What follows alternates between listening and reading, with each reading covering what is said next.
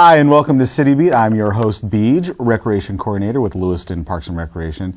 And I'm really excited today. Our guest is the new director, actually it's been a whole year now, new director of the Lewiston City Library, Alexa Eccles. How are you, Alexa? Very good, thank you. Yeah, so a year ago, it's already been a year, I had you on like a week into your new position. So you got a year under your belt.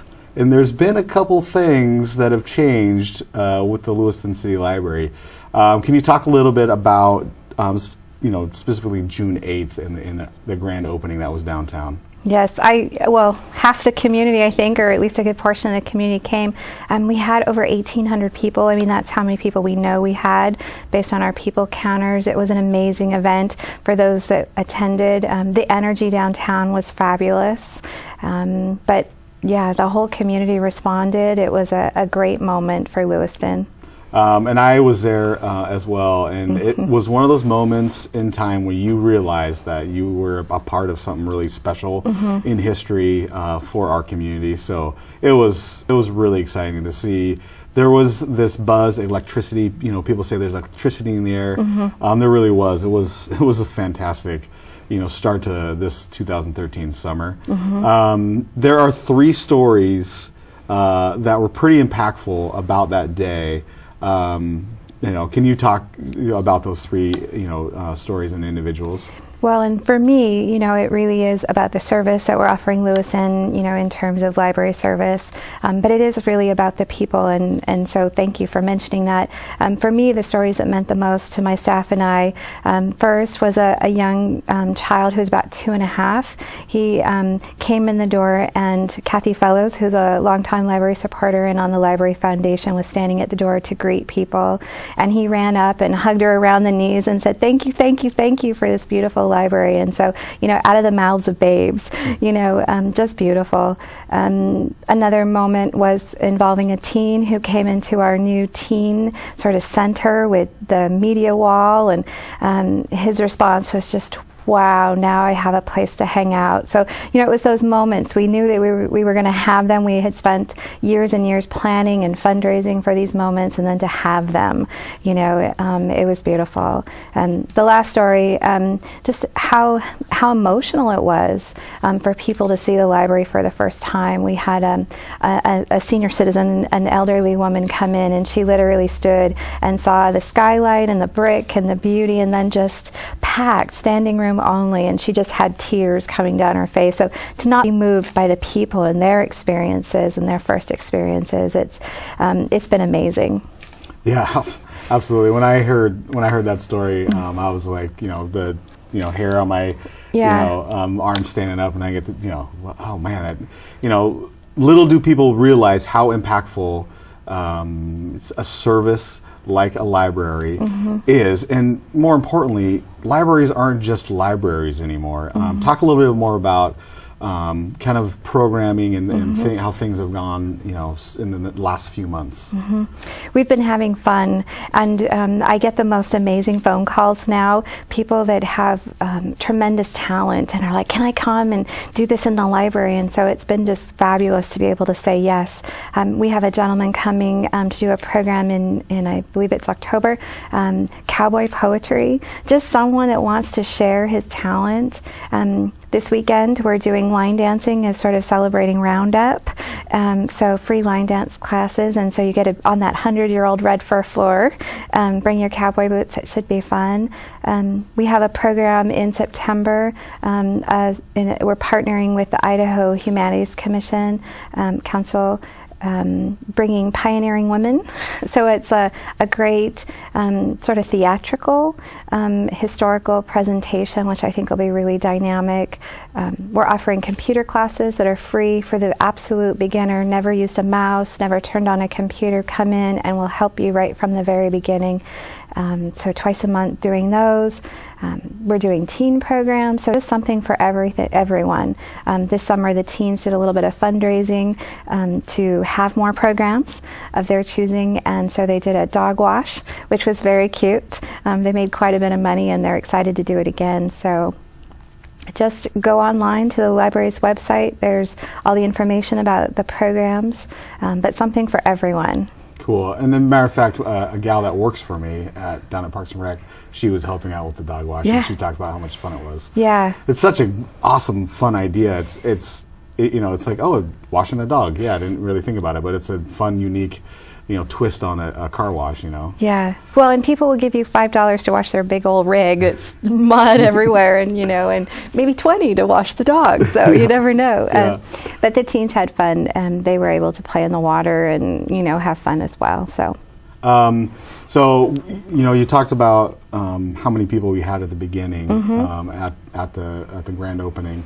Can you talk about numbers throughout this summer and how things have gone? Have you seen big spikes or dips, or has it been pretty consistent? We have been an amazingly popular place to be in Lewiston this summer. A lot of families, it's a great free place to hang out. We have air conditioning, plus the programming. So summer reading is always very busy for us. But we've been averaging 3,500 to 5,000 people a week. So 500 to 700 people a day is really pretty standard for us. Even when we're not having programs, we're not seeing anything under 500 people. So we've just been extremely popular. It's been great. What does that mean for the facility? I mean, did you guys anticipate those kinds of numbers, and how's the facility held up with that much traffic? Well, it is a beautiful building, as well as very well designed. So all of our surfaces are very durable. So I've been pretty pleased with how everything has been handling it. A little bit of a surprise. I think, we would probably have 200 people in at our old facility. So, clearly more than twice as many people every single day, and so busy. And in our other location, we were open 55 hours a week, and then this summer we've been open summer hours, so 45 hours a week. And so in a more compressed schedule and twice as many people, I think the word is intense, but fun. I mean, we've enjoyed every minute of it. And, every day even though we're tired as staff, we go in and then we see and interact with someone, this is their first time they've been in there, and they're so blown away. And just hearing them and their energy and the wows, it's been amazing. So obviously tons of success, which is fantastic. Great numbers. So where does that facility go from here? What's the next step with the library? Well, I think this week was very important in terms of the City Council making our budget next year a little bit more in line with what we need to move forward, so that we can maintain our open hours and the services and programs that we're offering. So that was a good step in the stabilizing of the library and ensuring our long-term success. More to come. We just keep waiting. Like I said, I get phone calls. We're now kind of downtown is sort of organizing this downtown sort of cultural corridor. So, there were just so many things that we couldn't do before, and now those have been sort of removed now that we have the facility. We're still at ending of phase 1. So we still have the upstairs to raise funds for and expand. We had a program this summer where we had 500 people. We have plans for a meeting room that would hold 250 people and a roof garden that would hold 250 people. So, I think we proved in the first 2 weeks that we still need the full facility. So hopefully, we'll be making some plans and fundraising still. So we're not done, but it's been a great moment to celebrate at least the success. We've done a lot. Yeah. So what is, you being director, what are some big vision ideas or plans that you can share to viewers about the facility? Well, I think, as I mentioned, we had a little bit of a budget increase. So we have some new staff that will be coming on board, and one of the positions will help us utilize technology so that we can really be efficient. And so, efficiencies throughout the facility and our services and processes. So some of the staffing component, but we were also able to get some additional funds for more books, more either databases, online databases, more ebooks. So a lot of people have tablets. One of our most popular databases is Tumble Books, where kids can, read books for free on their tablet or iPad. A lot of adults are reading on their phones.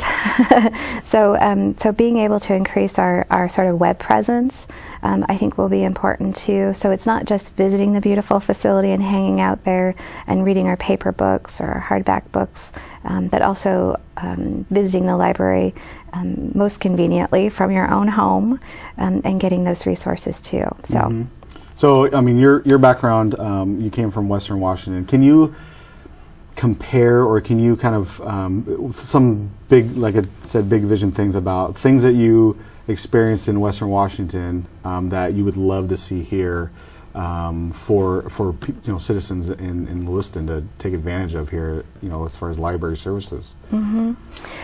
Well, someone actually, just because it's kind of on my mind, but someone said just yesterday to me that I had no idea the library could be this, because they'd always lived in Lewiston, and our temporary facility for 39 years really limited what we could do. So I'm not sure that I have any big vision or bringing anything from the coast to here. I think it's more of exploring what Lewiston needs and making the library sort of moving forward with the community and what they see. But I think we've taken huge strides. I think we're in the right location. I think we've actually had people that said they were concerned about the library not being in the orchards or in a central location. We've had my favorite comment was someone said they were mad about the library's location, and now they're unmad. I think one of my favorite comments about the new library is that Kevin Poole, the mayor, came in and said, looked around and said, "This is Lewiston."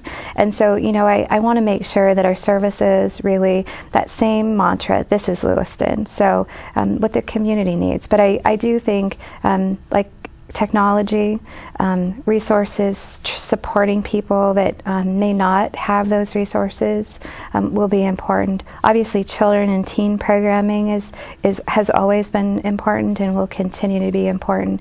Really building the future generations. So. Yeah. So you've been in for a few months now, and in discussions that we've had, in the past, we got to learn how to use this space. Mm-hmm. Is there anything that you've learned about the space that you'd like to tweak or move, or is everything going pretty smoothly? It's going pretty smoothly. I mean, we did spend so much time thinking about it beforehand. If anything, it's now more. Just September 1st, we'll begin allowing the public to use our meeting rooms. So you have a club or an organization and you'd like to meet there. But we really only have one meeting room at this point. And so we've had overwhelming response from the community and group that want to meet there. So I think, another meeting room would be great. And flexibility in the size of meeting spaces. So that's, again, second floor expansion. Mm-hmm. So I don't know that there's anything that I would change so far with the first floor, but I think it's more of what we can do with the second floor. More books, more collections. Those rooms, are they going to be fee-based, or is it just first come, first serve? How are you guys going to structure being able to use the facility to meet? Mm-hmm. The library really is that mission of providing things for free and open access, so individuals can use the room for free. There are some limitations, and it's basically rationing at this point because it is a somewhat scarce resource in the community. So groups can use the room twice a month. So like I said, people have already been requesting the rooms, and I think they'll be very popular. Yeah, and as you said, more for upstairs. Yes, I think more. Yeah, fantastic. Before we go, I appreciate you coming. Before we go, is there anything else that you want to, share with the viewers about the project, about yourself, about the vision that is the City of Lewiston Library? Well, I think I would just like to say thank you to everybody that contributed. There have been so many people. This really was a community effort, from the 900 people that donated resources or funds to make the library possible, to the, hundreds of volunteers that helped move the library, or the school children that washed books to give us a fresh start. I've just been overwhelmed by the generosity and the community aspect of this, major event. And I think just pausing and enjoying this moment, this is a moment in Lewiston history, and one that we should all be proud of. And so I love that people come in and are proud, and they know what they did to make it possible. So thank you. Yeah, thank you, Alexa. Appreciate it. Thank you for your time, and I really appreciate it. And good luck with everything moving forward with, the rest of phase 1 and then phase 2. So good luck. Thank you. Thank you. Thank you, everyone, for watching, and we will see you next time on CityBeat.